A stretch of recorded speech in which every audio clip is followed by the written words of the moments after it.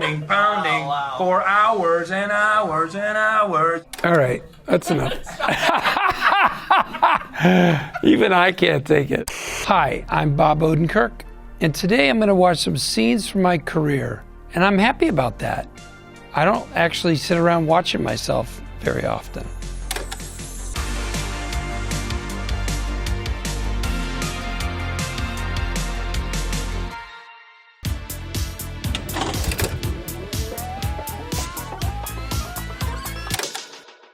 Now, if you just tell me who your supplier is, I think this can end very well for you.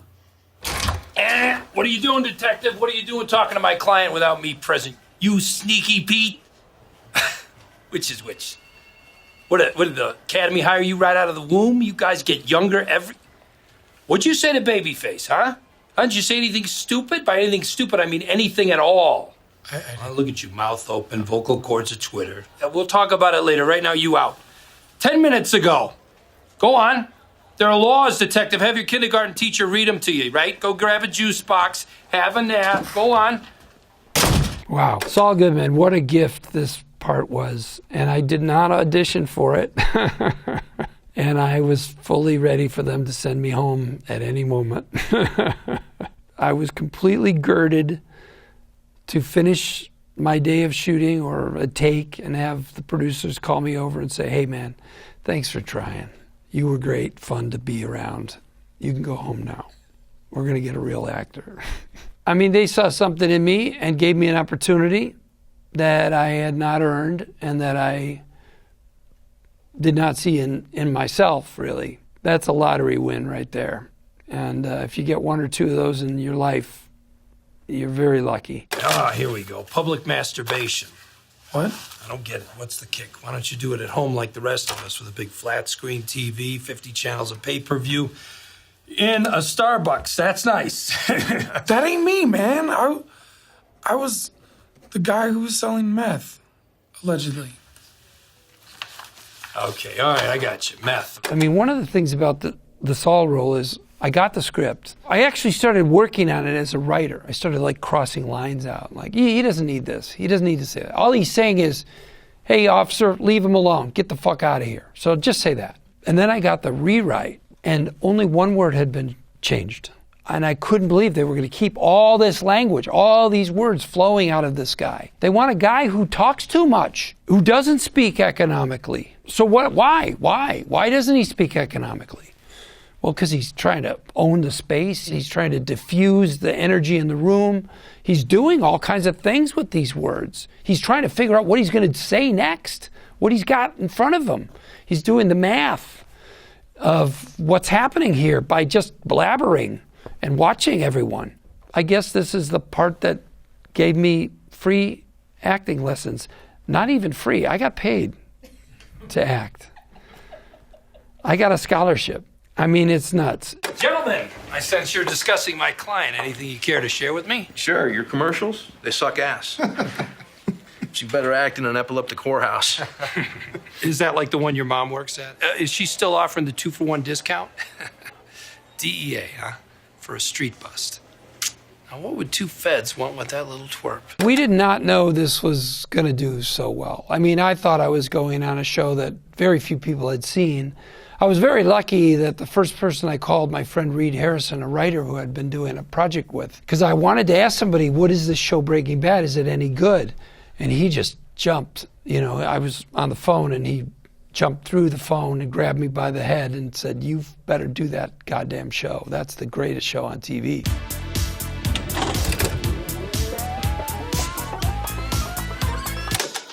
Are you sure that's the person? There's no doubt in your mind. Take your time.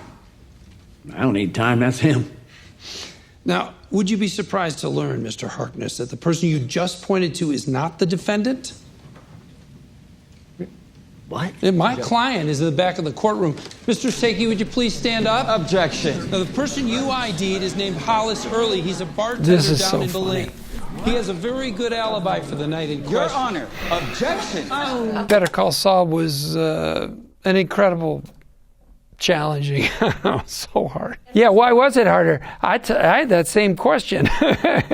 You want to be the lead in a drama? We're going to write a show around Saul. I'm like, hey, look, if you want to write it, I wasn't going to push it because I didn't want them to make this show because I wanted it. I wanted them to write the show because they wanted to write it and because they had an idea, not because I was out there going, I need work. I've always made a fairly good living as a writer and doing occasional acting spots. So I was fine with my career. They had already given me a big enough gift with the part in Breaking Bad. So I always said to Vince Gilligan and Peter Gould, who created Better Call Saul, you know, look, if you guys want to write the show, I will do it. But you don't have to do it. I'm not asking you to do it. And in my mind, it was sort of, what's the big deal? I'm not going to treat it like I'm the lead. I'm not even going to act like I'm the lead. I'm just, this is my part. He has more lines than he usually has. So what? That's no different. Well, it is different. It really is different. Everyone's looking at you. It felt like the show was on my shoulders. My reputation as a performer was on my shoulders entirely for the rest of my life, whatever I do here right now. And it was a different chemistry. I could do some pretty crazy stuff as Saul in Breaking Bad, and the weight and the gravity was around Bryan Cranston and Aaron Paul, and I was this extra thing that flew in and buzzed around and flew away. And of course, with this show, that wasn't the case. I love playing Saul, but he's not like me at all. Saul had a conscience, which was great, and you saw that in the show. But it was one that he lost track of fairly easily. And I don't think I'm that way.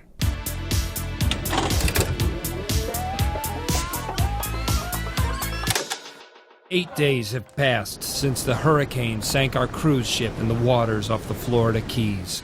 We are the only survivors. Derlin Whittier, his high school girlfriend, Shauna Munson, Tammy Munson, Shauna's mother and Derlin's secret lover, who is having his baby, and one member of my studio audience, and me, Todd Linder Floman. Since that day, I've wondered if we ever should have taken my talk show out to sea for a week of shows about relationships. We are out of food and fresh water and cannot last long. I made Mr. Show in the early 80s with my friend David Cross and a whole bunch of friends. There are many scenes that I consider excellent. Each episode took about 3 weeks to make. And I had been a writer at Saturday Night Live, where you essentially have a day and a half to write it and a day and a half to rehearse it, and no one knows their lines, and you're reading cue cards, and there's just not much you can do in that environment.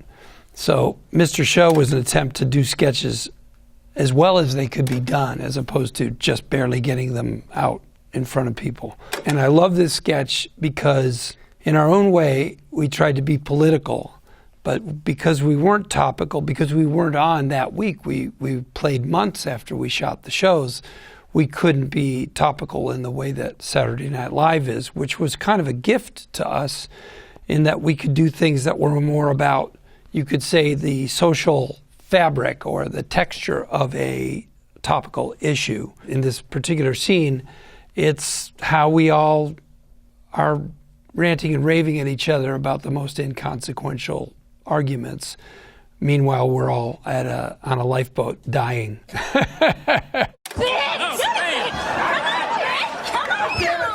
Stop it! Todd. What? Can I say something? Of course you can, sure.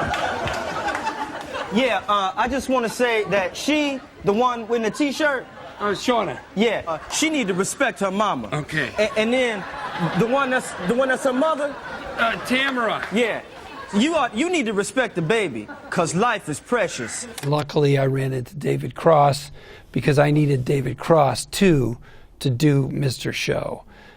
David is one of the funniest people I've ever met, and his brain is overflowing with, comic takes and points of view, and he's got a strong political point of view too. Crystallized, I would say, to contrarianism, which is a great thing in a comedian and any artist. So together we were a powerhouse. There's no cue cards on Mr. Show. And to actually do our best possible versions of each piece. We could do it on film, we could do it live, or we could do it on video, or we could do multiple media within a sketch. So it really was the ideal opportunity. I guess if you think about it, We all live on a lifeboat. It's important to prioritize. What seems important in a trailer park might seem frivolous when facing certain death at sea. Who are you talking at? It's the best.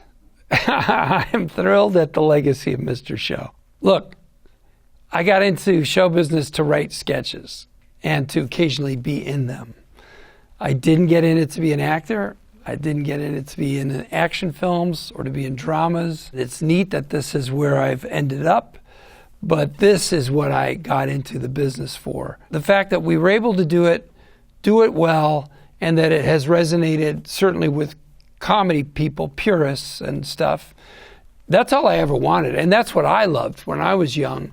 I loved the credibility gap, look them up, Monty Python, Derek and Clive, look them up, and Albert Brooks's films and Chris Guest's work, National Lampoon Radio Hour and other places that I could find it. So I loved that really strong, really pure sketch comedy.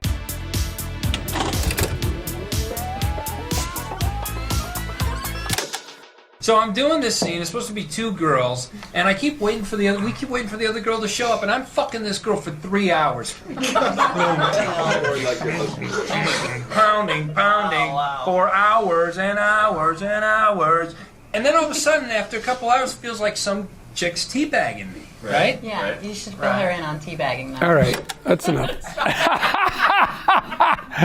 Even I can't take it. This was so fun to do. There's different qualities to acting. I've gotten to act now the last 15 years of my life has been more acting than writing. And the most rewarding acting is a challenging scene, and I've gotten my share of those. The most fun acting is this, where you improvise within a scenario. Obviously, they did that on The Office, and I got to do one episode of that. But Curb was an opportunity to do this kind of acting.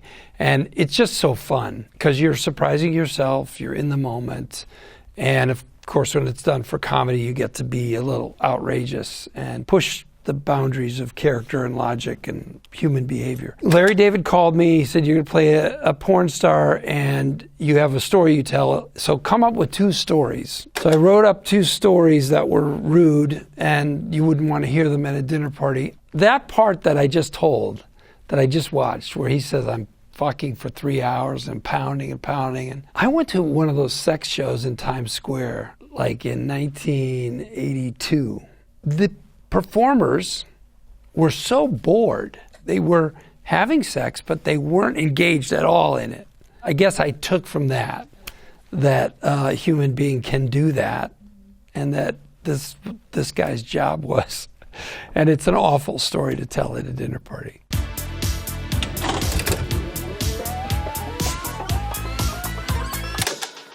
Larry! Hey, Stevie.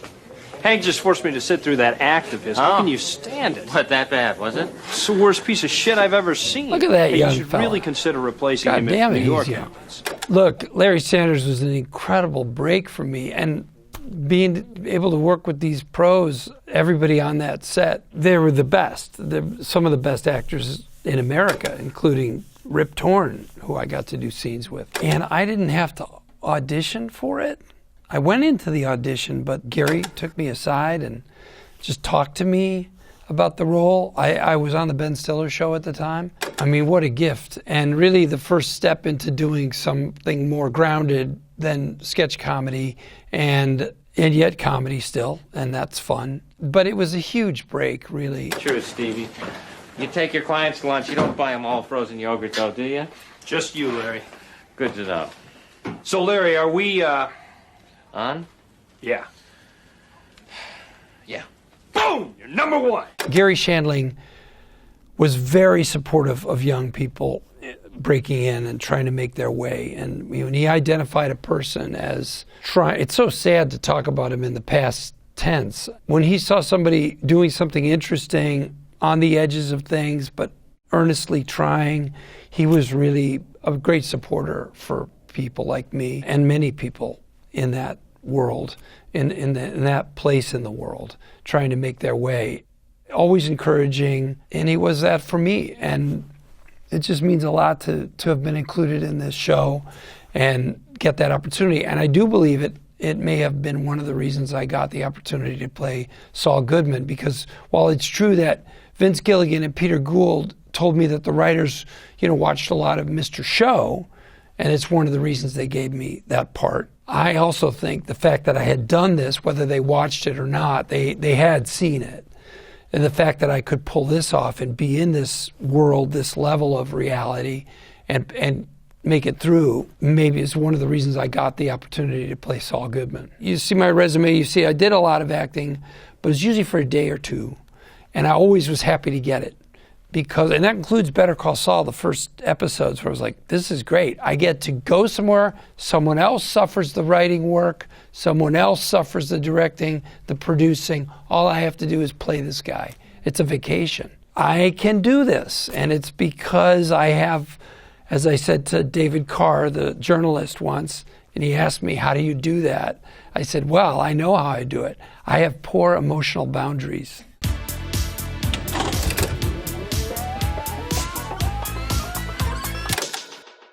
There's no need for this. This is all a big misunderstanding. Be cool!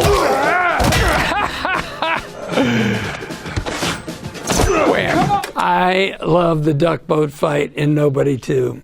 I'm so proud of this scene. It's true that the movie does go to some intense places, so I'm not telling you that this is a movie for little kids.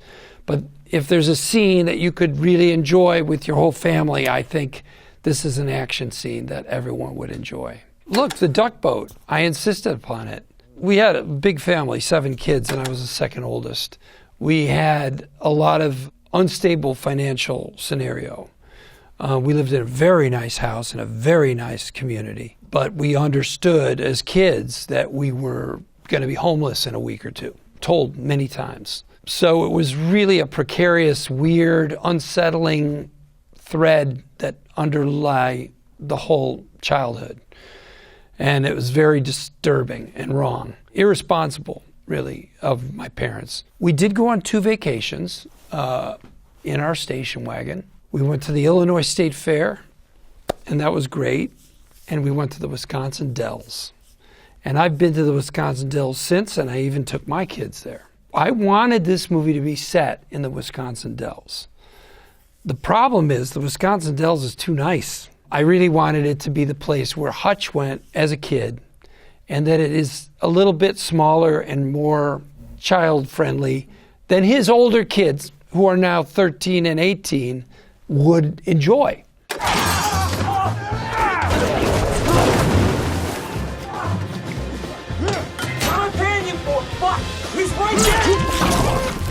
There are a lot of reasons I asked if I could do an action movie. I asked the universe, I asked Hollywood, I asked my manager. I love the Jackie Chan movie Police Story. It was a movie that I could watch with my kids. It's got action in it, but it doesn't have blood. And it doesn't have guns, really. It's got that clever fighting that Jackie does in all of his films, but especially his early ones. Because that was an inspiration for me, I still want to get to do more of this kind of action that you could share with kids and stuff. This scene is my closest attempt to do a Jackie Chan style clever fight that is just got some humor laced throughout it. I really love it. I love that we got to do it. Universal was very supportive. This was challenging to do. It's hard to shoot on a boat. It's very hard to shoot on a boat. I was told, don't do it. Don't do it. You don't want to do it. And I can't wait for everybody in the world to see this fight. It's really wonderful to have been, look, I know how lucky I've been. And of course, watching this makes me feel like I got luckier than I even imagined. I really did, yeah. So there's my lesson for actors, get lucky.